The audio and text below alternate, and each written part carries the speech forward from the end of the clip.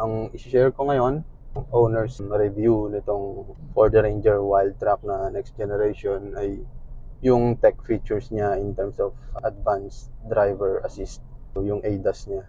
According dun sa spec sheet niya, meron siyang parang 15 na ADAS features, which is doon tayo magfo-focus sa 15 na yon. I-share ko lang kung useful ba siya, kung saan na gagamit, napapakinabangan sa daily drive.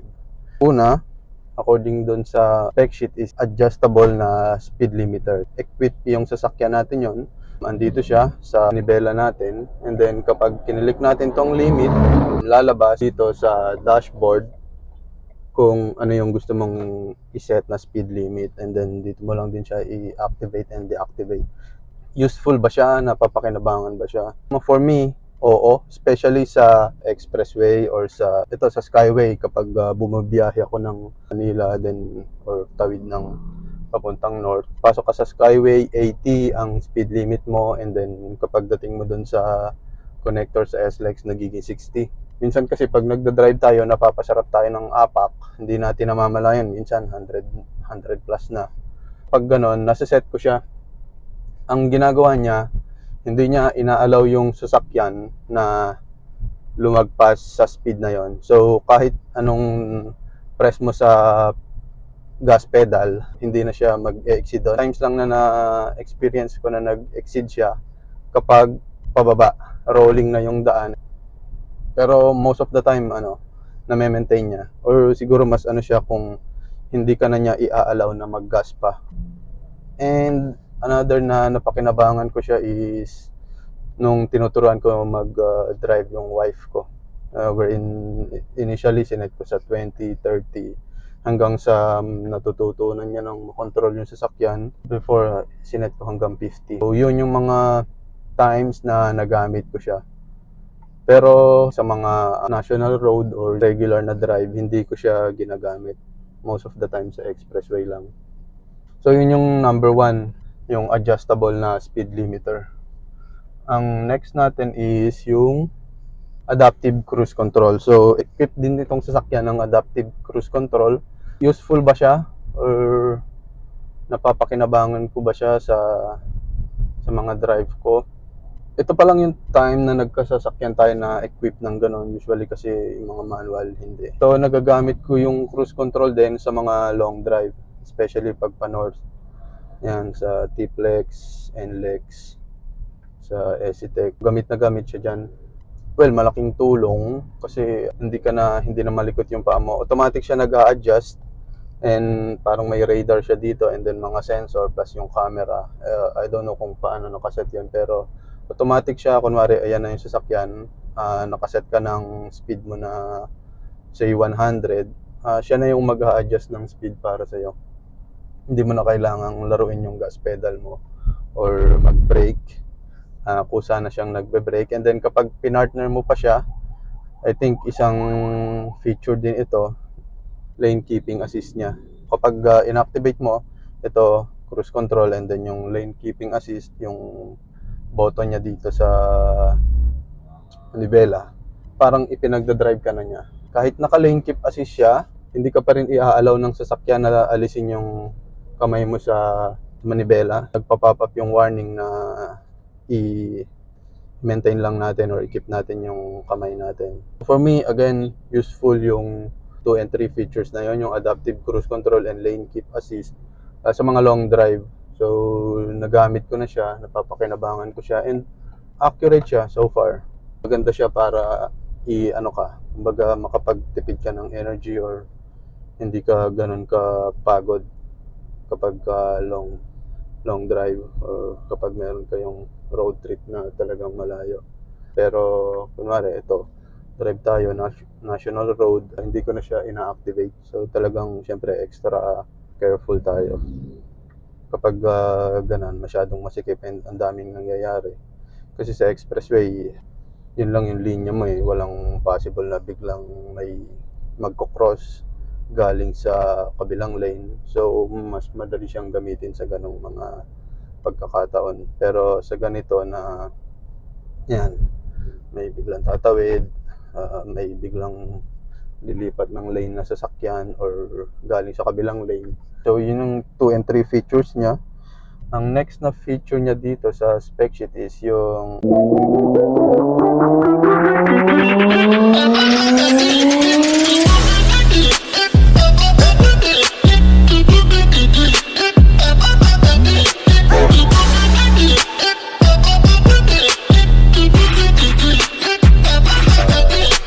auto high beam or yung automatic na pag-adjust niya ng headlight mo. So far, nakikita ko na siya na nag-work dito, especially pag talagang madilim. Nandito naman yung control niya sa left side ng driver, bandang baba. So ngayon tapat ng tuhod ko. Ito yung switch ng light. Kapag nakatapat lang sa automatic niya nilalaro yung headlight mo kung high beam, low beam. Pero for me, minsan nagagamit ko siya. Pero usually, ino-off ko na lang. Especially kapag gabi. And then, syempre, yun lang naman natin siya gagamitin kapag gabi. So, ayan. Madalas ino-off ko siya kasi kapag two-way, ganun, madami kang kasalubong. And then, ano niya na masyadong madilim, ina-high beam niya. Parang nakakapag-cause lang tayo ng nakakasilaw kasi sobrang liwanag na niya.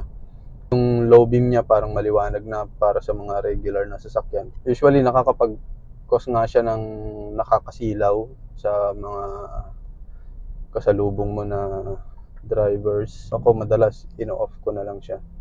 Naka-low beam na lang tayo and then kino-control na lang natin manually. So, may option naman to control manually. So far, nagagamit lang siya yung auto headlight. Nagagamit yung auto headlight kasi unlike before kapag manual or hindi equipped yung sasakyan na ginagamit mo.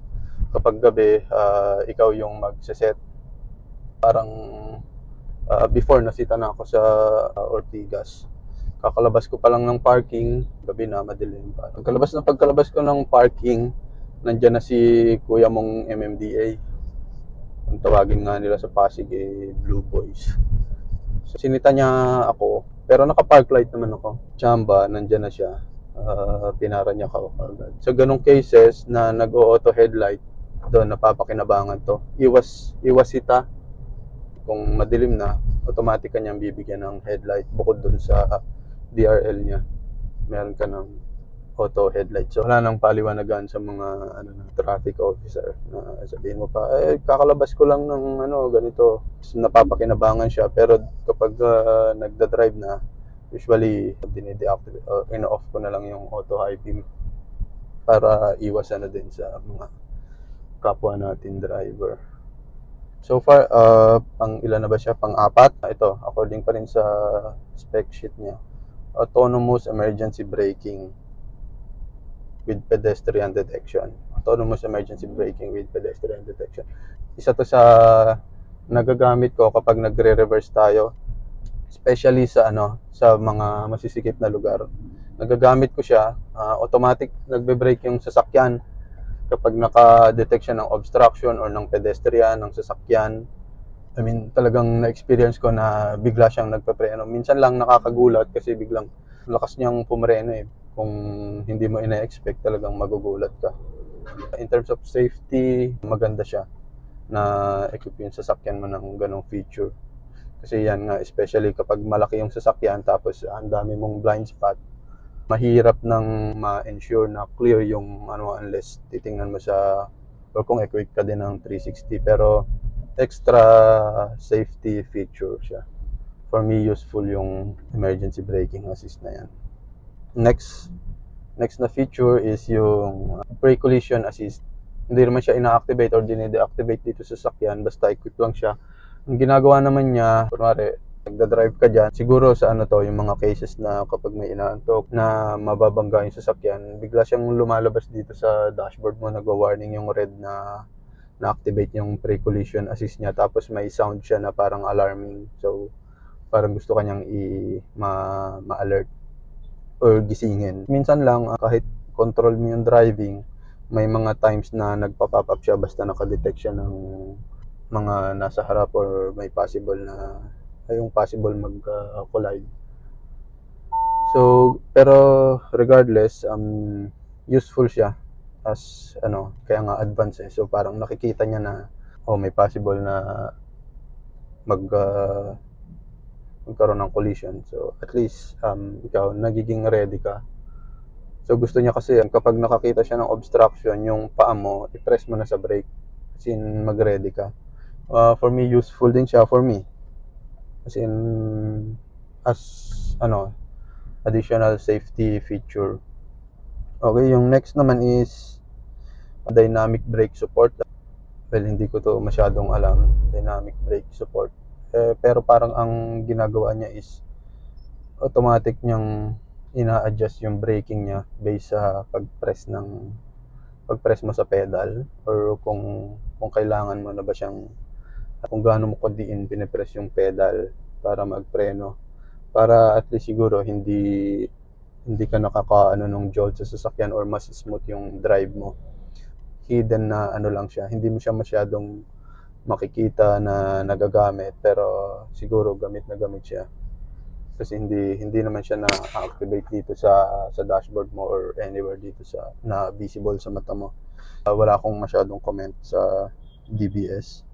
Distance alert or distance indication, ito nagagamit ko especially kapag nagre-reverse, when meron tayong parang distance na indicator dyan dito sa head unit na kasabay ng sensor, tumutunog siya kapag lumalapit ka na sa mga possible na masabitan. So for me, useful din yon, isa sa magandang feature, especially nga pag malaki yung sasakyan mo and then hindi naman ganun ka-visible lahat ng nasa paligid mo. Okay, so yun yung sa distance. Ang next ko is forward collision warning, parang same na din siya. Pre-collision. So yung forward collision, I don't know, parang same nga lang din siya ng pre-collision. Yung pre-collision lang, siguro nagwo-work siya sa both sa likod at sa harap. Pero itong forward is, ibig sabihin, mas focus siya doon sa yung sensor niya is, or yung radar niya is nandun mismo sa harapan. I don't know, parang merong rectangular box dyan, tapos meron din tayo dito na parang sinasabi nila radar. Post-impact braking, useful ba to? Or yung post-impact braking, ito is if in case nagkaroon ka ng crash. Usually daw kasi sa crash, nagiging out of control na yung driver kasi sa na-receive niya ng mga impact, parang hindi niya naasikaso yung pag-brake or yung pag-control sa sasakyan. So for me, nagamit ko to. Meron kaming trip before ng wife ko sa La Union, sa expressway. So parang dumating sa point na nag-traffic, and then yung mga mabibilis yung nasa likod mo. Yung van, unfortunately, hindi niya kinayang magpreno. Pero ako, may distance naman ako sa harapan ko. Parang enough naman siya doon sa Regardless, nung nabunggo niya, hindi ko na din masyadong tandaan kasi yun nga. Kaya may ganong assist kasi usually na-out of control tayo. Nagulat kami, biglang bag. Yung parang last na natatandaan ko is nakatapak naman ako sa preno. Pero nung bumunggo, bigla siyang, syempre nagkaroon ng impact sa likod. Umabante siya. Umabante ng abrupt. Pero sa mga ganong cases kasi, usually kaya nagkakaroon ng mahahabang yung sunod-sunod na crash sa expressway, binangga ka sa likod, bumangga ka sa nasa harap mo. Yun yung naging cause niya, yung impact sa likod. Nung time na yon, nagamit siya. Kasi after na mabangga, feel ko bigla talagang pumreno yung sasakyan. As in, ang lakas ng preno, pumreno siya. So, hindi ako bumangga sa nasa harap ko. Sa mga ganong unfortunate na event, maganda pa rin talaga yung may distance tayo sa harap. Kahit nagpreno siya, malayo pa din tayo. Pero, nagamit ko siya. For me, malaking help yon para makapag-prevent ng mas malaking damage sa sasakyan mo and sa nasa paligid mo. So, yun naman usually yung mga ginagawa ng ADAS para protect ka, yung passenger, yung nasa loob ng sasakyan and yung nasa paligid mo. And then next to that is yung lane departure. Ito na discuss ko na together with the cruise control. Ito yung sinabi ko na lane keeping assist. So lane departure assist pala. Ang ginagawa naman niya is parang nagkakaroon siya ng vibration kapag inactivate mo siya dito. And then nababasa niya yung mga markings sa kalsada. Kunwari itong mga broken line na yan, nababasa niya yan. And then pag inactivate mo, ikikip ka niya dito. Kapag kunwari lumalabas ka sa linya na yan, nagkakaroon ng vibration dito sa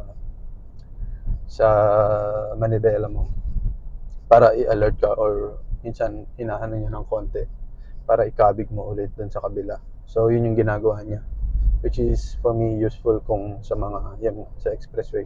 May time na nalimutan ko siyang i-off. Automatic siya. Para sa Ranger Wild Track na next gen, automatic siya na-activate every time na i-on mo yung sasakyan.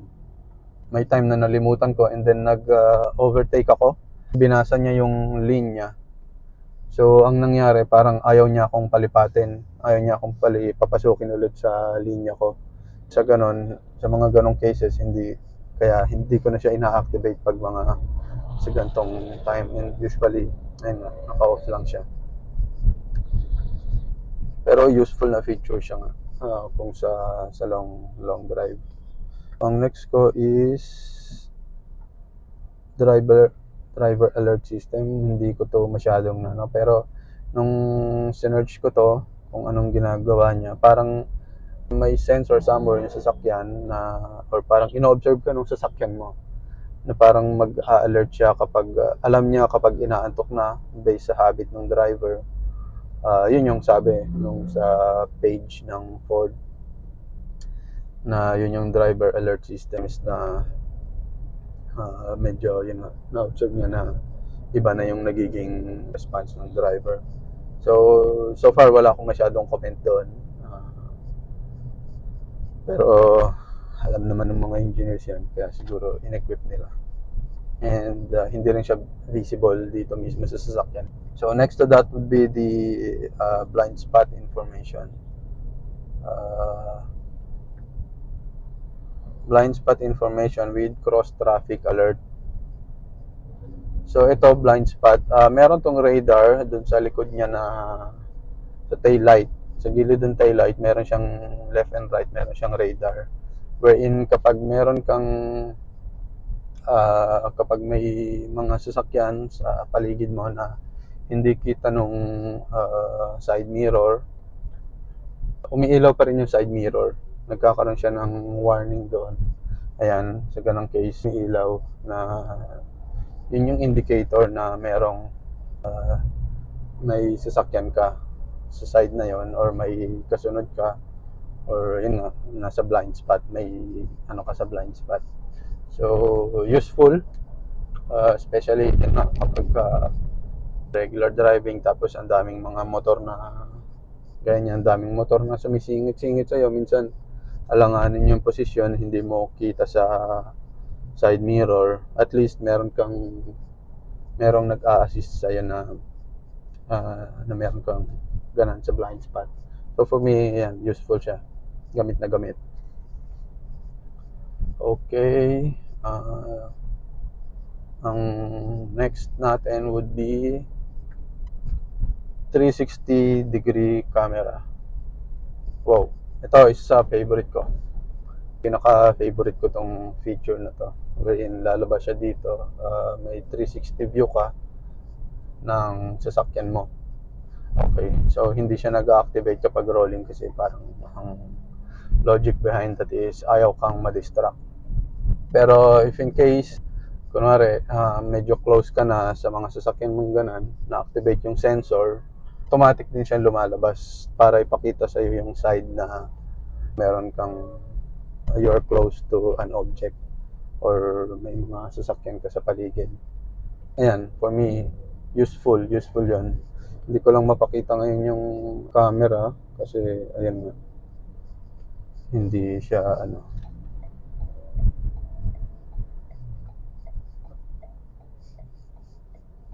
Okay, so tingnan natin kung ma-activate siya later. Nag-activate siya kapag ano, usually kapag ayan, kapag re-reverse ka or meron kang ang mga na-detect yung sensor na malapit na sa sasakyan mo. Okay, so dito for me ano siya, useful. Kasi kitang-kita mo yung detail ng sasakyan, especially kapag nag-reverse nga. And para sa akin ang accurate niya, kasi gamit na gamit ko siya sa mga tight na parking spaces. Basta i-keep mo yung mga object, meron siyang black section, nakita mo yung sasakyan mo dyan, and then may black area na yun na yung parang pinaka position ng sasakyan mo. Kapag dumikit ka doon, ibig sabihin dumidikit ka na sa sasakyan, and then maingay na yung mga sensors. As in, for me, ayan, favorite ko yung feature na yan.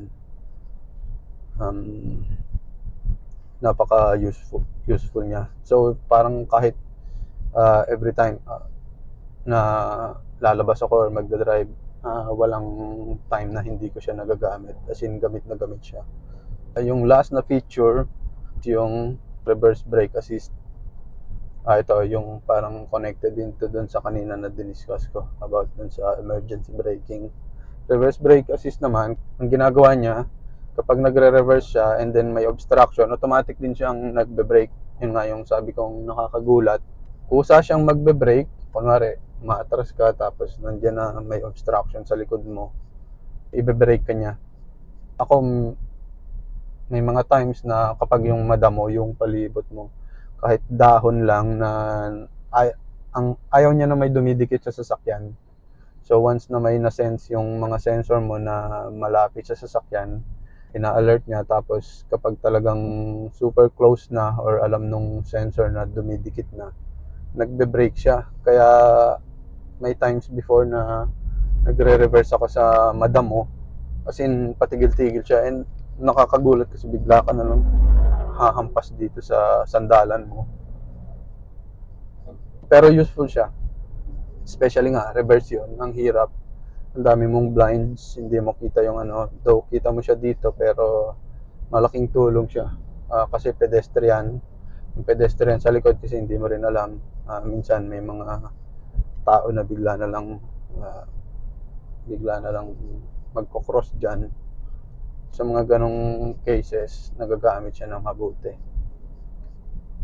Okay, so far yun na yung last na feature na for me is very useful din.